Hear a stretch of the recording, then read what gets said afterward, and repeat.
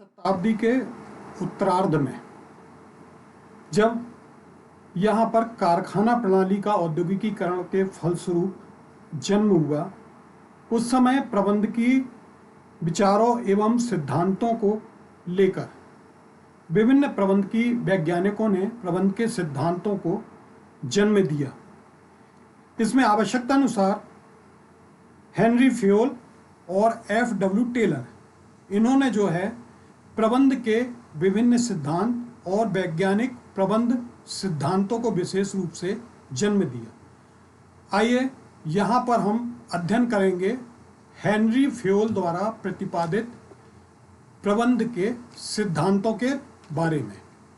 Henry Fayol, जिनको हम आधुनिक प्रबंध का जन्मदाता मानते हैं, इनका जन्म 1841 में फ्रांस में हुआ था और इन्होंने सन 1860 में खनन इंजीनियरिंग की डिग्री प्राप्त की थी।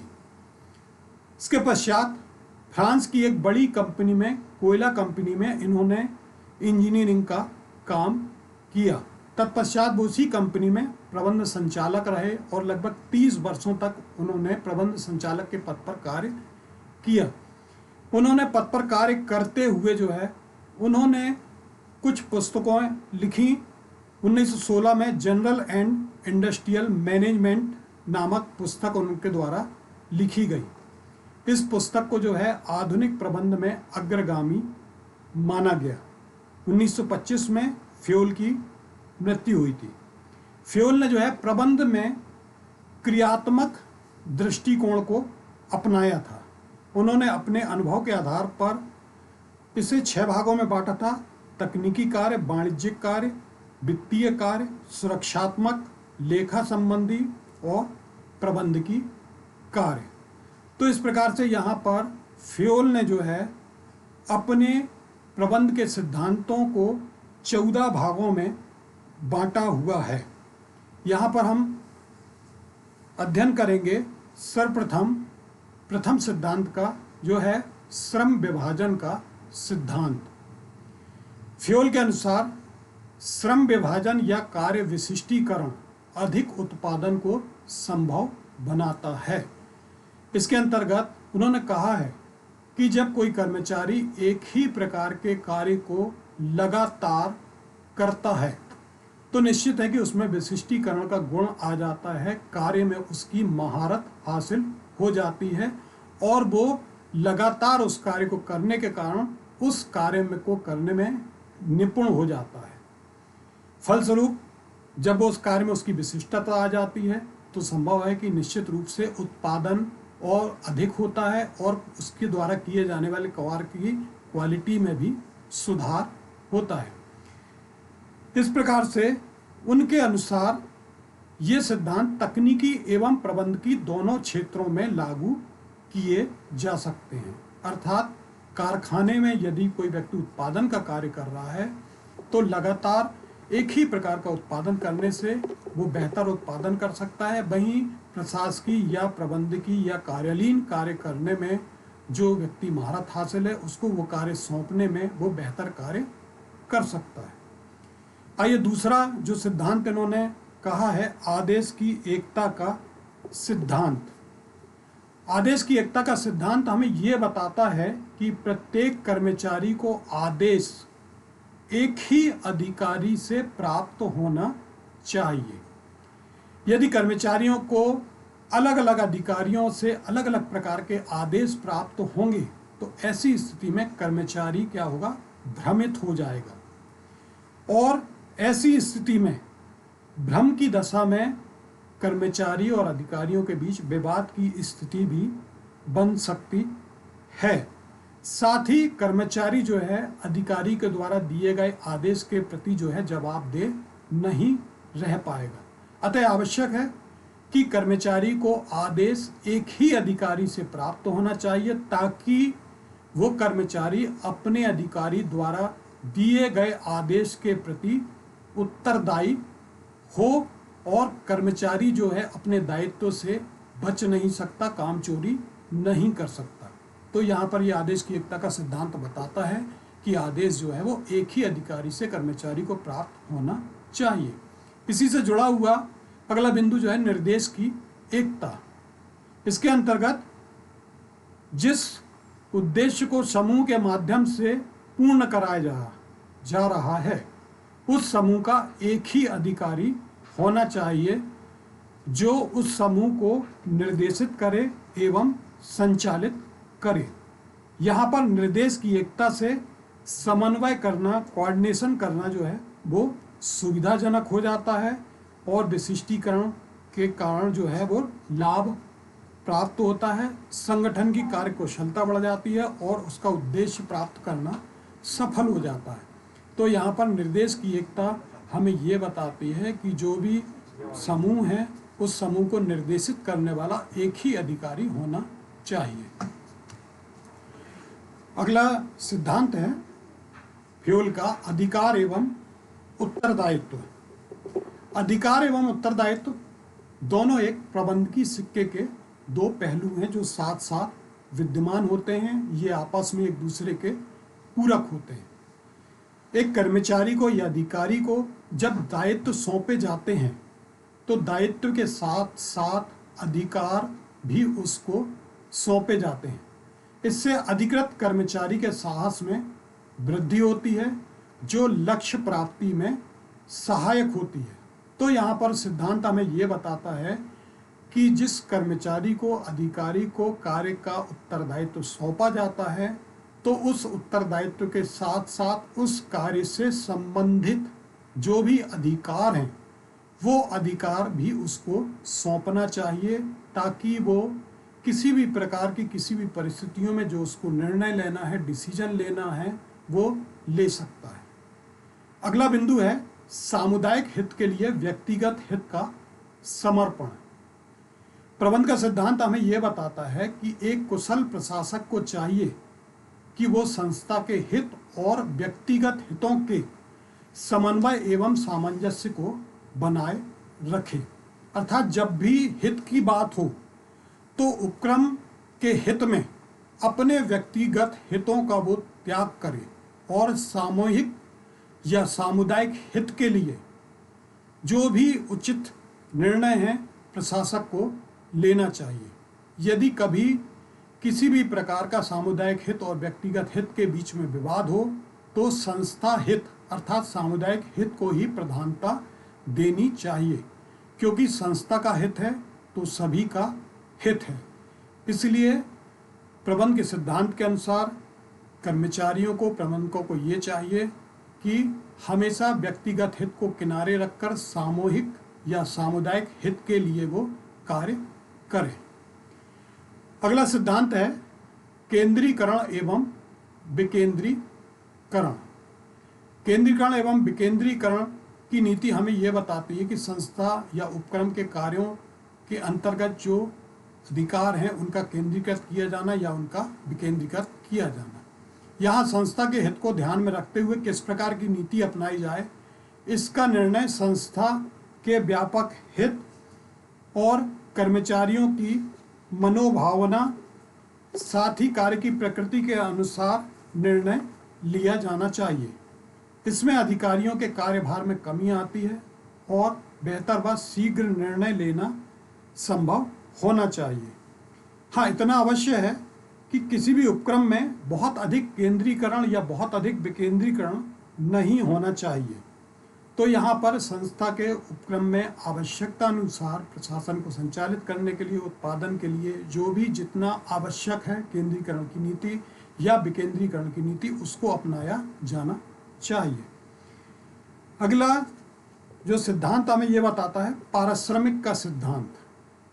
पारिश्रमिक का सिद्धांत हमें यह बताता है कि कर्मचारियों को उचित व न्यायोचित पारिश्रमिक देना चाहिए, क्योंकि उचित वेतन के साथ साथ गैर वित्तीय पारितोषण जो है अच्छे निष्पादन की सर्वश्रेष्ठ अभिप्रेरणा है। अर्थात उचित पारिश्रमिक के साथ गैर वित्तीय अभिप्रेरणाएं जो है वो अच्छे परिणामों को जन्म देती हैं।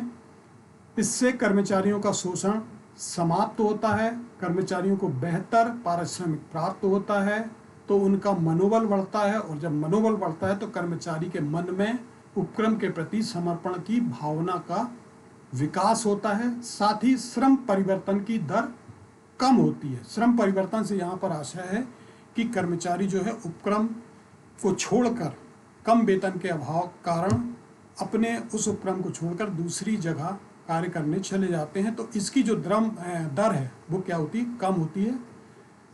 और अगला बिंदु सोपान श्रृंखला।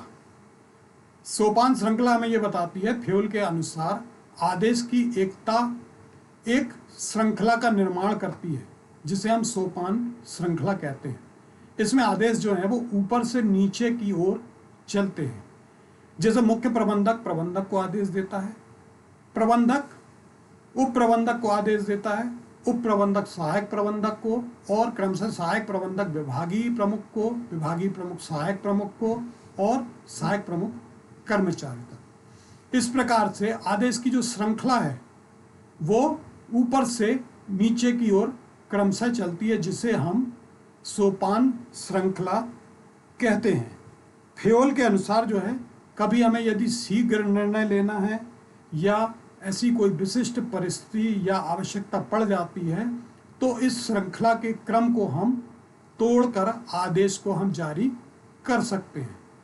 फ्योल ने इसे गैंग प्लैंक का नाम दिया है। सोपान श्रृंखला में जो है सूचनाओं का प्रवाह जो है वो व्यवस्थित रहता है तथा सूचनाओं का, समस्याओं का शीघ्र हल संभव होता है। अगले क्रम में हम चलते हैं उचित व्यवस्था। फ्योल के अनुसार प्रत्येक के लिए उचित स्थान तथा प्रत्येक अपने स्थान पर होना चाहिए, अर्थात व्यवस्था एक सुदृढ़ संगठन तथा कुशल प्रबंध का सृजन करती है। अव्यवस्था जो है वो छिन्नता, भिन्नता एवं भ्रम को उत्पन्न करती है। तो यहाँ पर बेहतर व्यवस्था से संसाधनों का हम कुशलतम उपयोग कर सकते हैं, संसाधनों को खोजने में समय की बर्बादी नहीं होती तथा श्रेष्ठ अनुशासन बनाए रखने में हमें मदद भी मिलती है। अगला क्रम है कर्मचारियों में स्थायित्व। प्रबंधन के सिद्धांत के अंतर्गत एक कर्मचारी जो है अपने उपक्रम में सदैव अपने लिए एक सुरक्षा की भावना चाहता है, और उसके मन में सुरक्षा की भावना उसके स्थायित्व को लेकर ही पैदा हो सकती है। अतः यहाँ पर एक कुशल प्रशासन जो है स्थायी कर्मचारियों पर निर्भर होता है। उपक्रम में यदि जल्दी जल्दी कर्मचारी बदलते हैं, कर्मचारी छोड़ के जाते हैं, नए कर्मचारी आते हैं, तो ऐसी स्थिति में उनके मन में उपक्रम के प्रति निष्ठा जो है वो नहीं बन पाती। यदि कर्मचारी का स्थायित्व है उपक्रम में, तो ऐसी स्थिति में कर्मचारी जो है उसके मन में सुरक्षा की भावना रहती है और वो उपक्रम के प्रति ईमानदार और निष्ठावान बना रहता है, क्योंकि कर्मचारी की स्थिरता पर ही उपक्रम की सफलता टिकी होती है। अगला बिंदु है समता। एक संगठन में मानव शक्ति लगी होती है। व्यक्तियों का ये समूह एक संयुक्त प्रयास या लक्ष्य प्राप्ति में संलग्न होता है।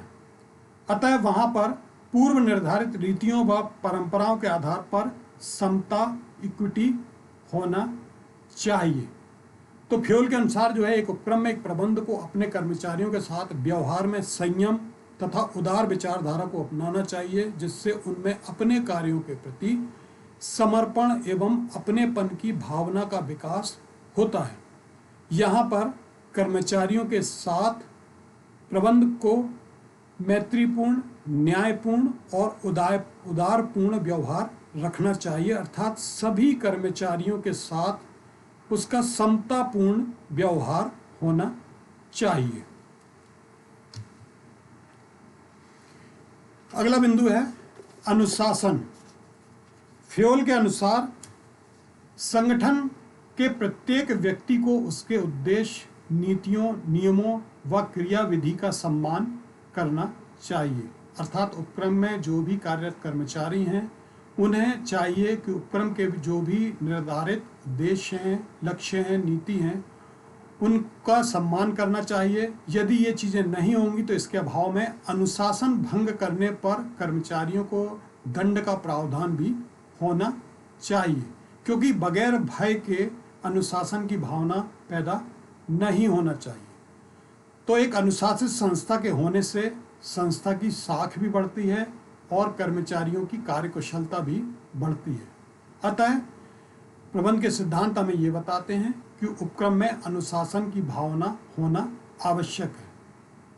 अगला सिद्धांत उन्होंने बताया है पहल शक्ति।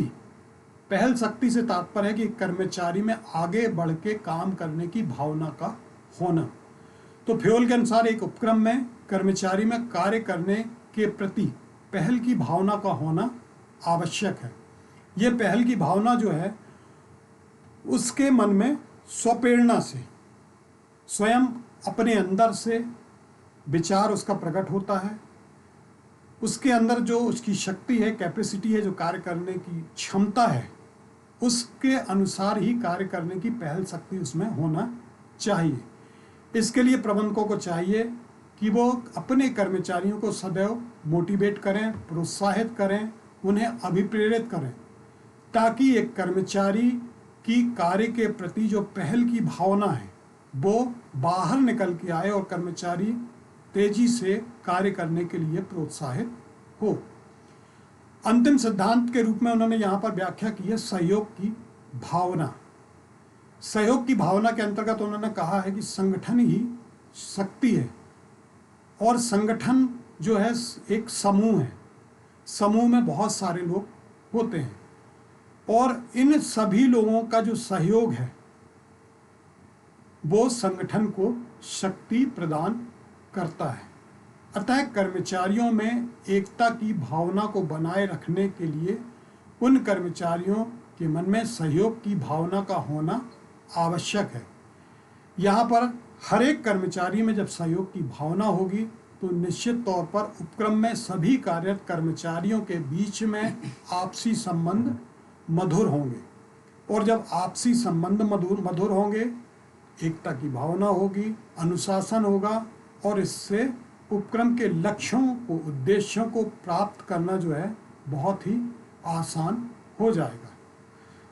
तो प्रिय छात्रों, यहाँ पर हमने फ्योल के इन 14 सिद्धांतों का यहाँ पर हमने अध्ययन किया है, जो कि फ्योल की ये सिद्धांत आधुनिक प्रबंधन के सिद्धांतों में न केवल पर्याप्त समानता बल्कि आज अनेक कंपनियां इन सिद्धांतों को अपनाकर सफलता प्राप्त कर रही हैं, पर्याप्त मात्रा में उत्पादन कर रही हैं और अपने लक्ष्य को प्राप्त कर रही हैं।